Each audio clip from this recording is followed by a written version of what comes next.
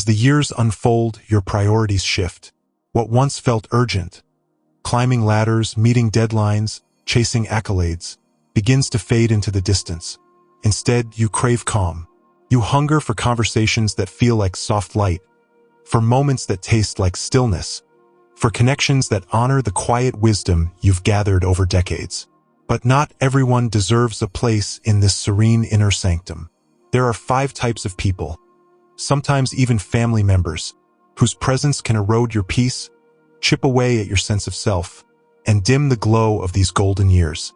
Here is a fresh look at those you may need to keep at arm's length, along with gentle strategies to safeguard your tranquility. 1. The invisible puppeteer. Imagine sitting on your porch, a warm breeze carrying the scent of jasmine. The world spread before you like a soft watercolor. Then you get a call, a familiar voice, gentle yet insistent, asking just one small favor. In the beginning, these requests feel innocent. A ride to the doctor, help with paperwork, a sympathetic ear. But over time, you notice a pattern. The favors grow, the deadlines tighten, and you're trapped in a web of obligations you never wove. This is the invisible puppeteer, the manipulator who cloaks control and concern, using your kindness as strings to pull you into their drama. Their words dance around guilt and obligation. I don't know what I'd do without you. Or if you loved me, you'd help. They learn your soft spots, the love you have for family, your lifelong role as caretaker, and exploit them. Why it hurts so much. With each capitulation, you feel a little less free. Your hours, once your own, slip through your fingers. You begin to associate your generosity with exhaustion and anxiety instead of joy and fulfillment. Your gentle rebellion. Practice the art of the pause. When the phone rings, give yourself a moment to breathe before answering, to feel into what you truly want to say. Craft a compassionate no. I wish I could help right now, but my schedule and energy are full. I hope you understand. Remember that genuine love does not demand your life force as payment. It cherishes it. 2. The never-ending showboat. Picture a quiet dinner party. You lean in to share a memory of a youthful adventure.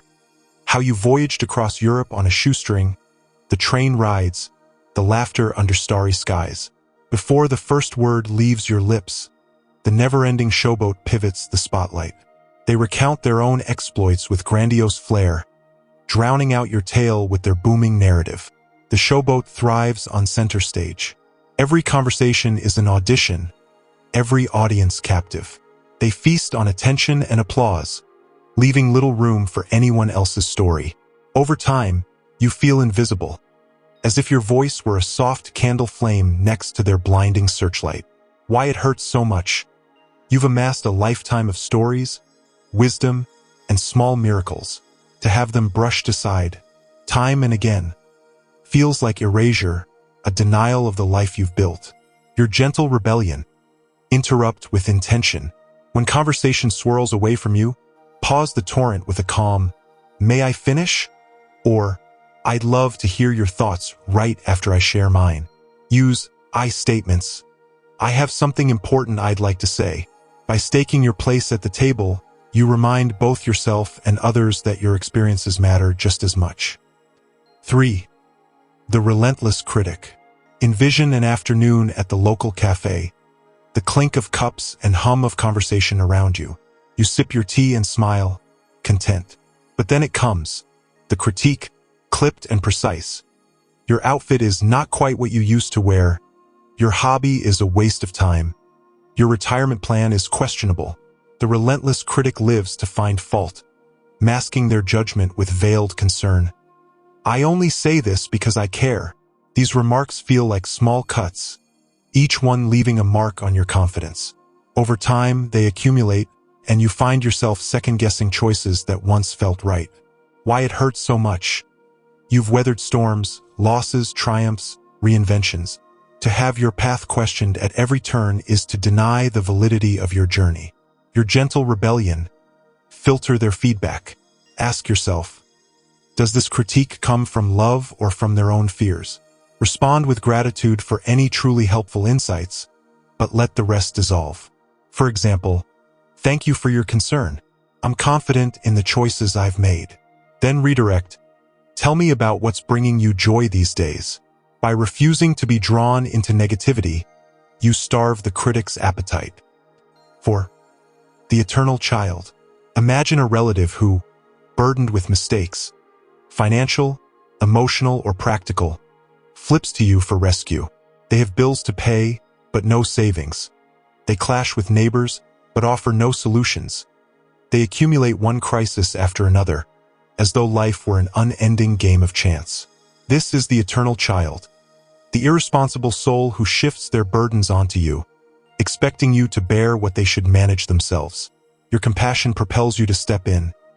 You lend money, you cut through red tape, you smooth over conflicts, but each intervention only bolsters their pattern.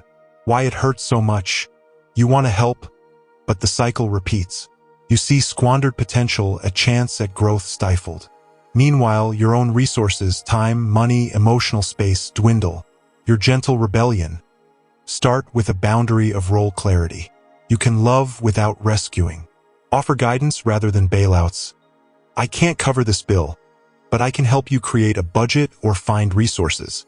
If they balk, stand firm.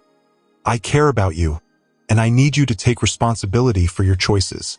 Letting them learn the consequences of their actions may be the greatest gift of all. 5. The hollow well. Think of a well deep in an ancient wood. Its walls strong, its water clear. You draw from it and feel refreshed. Now imagine that well went dry. You keep lowering the bucket, but it returns empty every time. This is the ungrateful soul. They accept your kindness as if owed. Your gifts of time, of wisdom, of affection evaporate into a void. You plan a gathering, pouring love into every detail. They arrive late, distracted, and leave early without a word of thanks. You share advice you've learned over a lifetime. They shrug and move on. They take,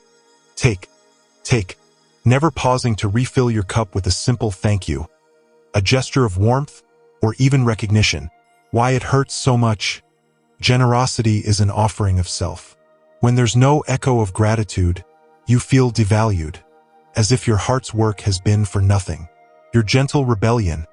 Cultivate selective giving. Before you extend yourself, ask, will this person honor what I offer? If the answer is no, scale back. You can still be kind, but let your grandest gifts flow toward those who sip gratefully. And for those dry wells, practice self-recognition. Keep a private journal of your good deeds.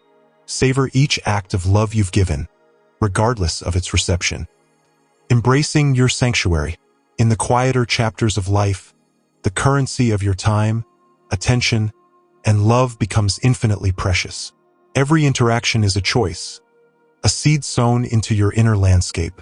By discerning whose seeds are worth planting, you curate a garden that blooms with genuine connection, mutual respect, and renewal. Honor your limits. Your no is a full sentence. Trust your worth. Those who cherish you will honor your boundaries. Celebrate reciprocity.